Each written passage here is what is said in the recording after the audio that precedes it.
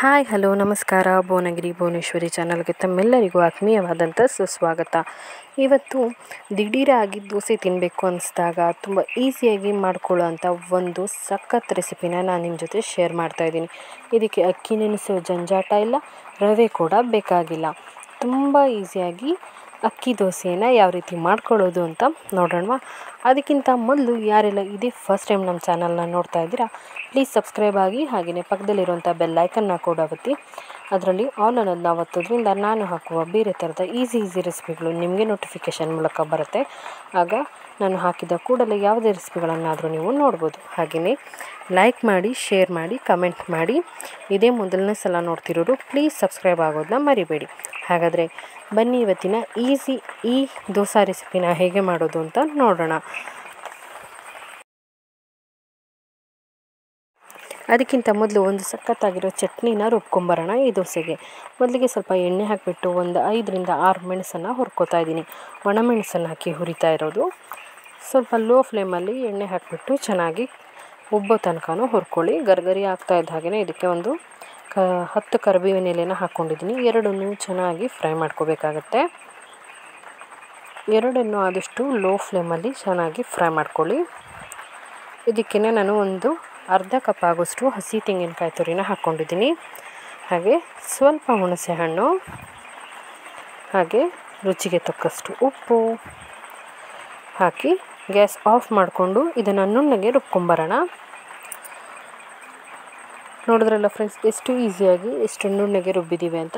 ಇದೇ ಥರ ಈಸಿಯಾಗಿ ನೀವು ಈ ಚಟ್ನಿನ ಮಾಡ್ಕೊಳ್ಬೋದು. ಜೊತೆಗೆ ಇದು ಈ ದೋಸೆಗೆ ಸಖತ್ತಾಗಿರುವಂಥ ಕಾಂಬಿನೇಷನ್ ಕೂಡ ಆಗಿರುತ್ತೆ. ಈಗ ನಾವು ದೋಸೆ ಹಿಟ್ಟನ್ನು ಯಾವ ರೀತಿ ರೆಡಿ ಮಾಡ್ಕೊಳ್ಳೋದು ಅಂತ ನೋಡೋಣ.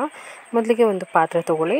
ಅದಕ್ಕೆ ರುಚಿಗೆ ತಕ್ಕಷ್ಟು ಉಪ್ಪನ್ನು ಹಾಕ್ಕೊಳ್ಳಿ. ಹಾಗೆ ಮೀಡಿಯಮ್ ಸೈಜ್ 2 ಈರುಳ್ಳಿನ ಸಣ್ಣದಾಗಿ ಕಟ್ ಮಾಡಿ ಹಾಕ್ಕೊಳ್ಳಿ.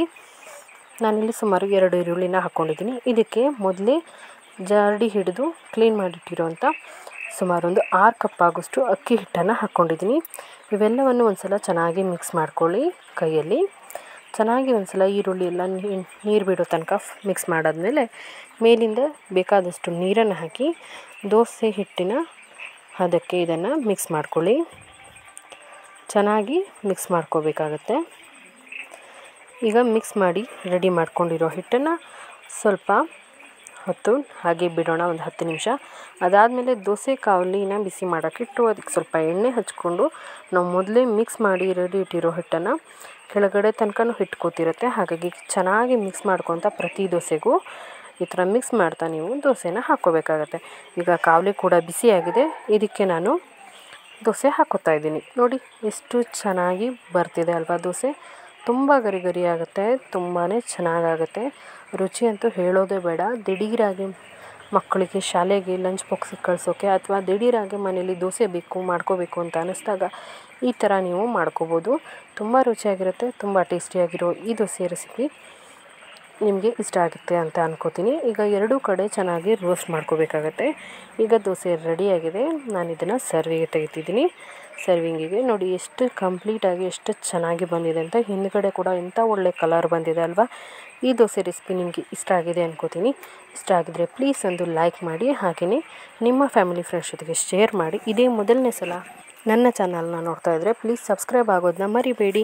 ಇನ್ನೊಂದು ಹೊಸ ರೆಸಿಪಿ ಜೊತೆ ಮತ್ತೆ ಸಿಗ್ತೀನಿ. ಅಲ್ಲಿವರೆಗೂ keep watching Bhuvanagiri Bhuvaneshwari channel.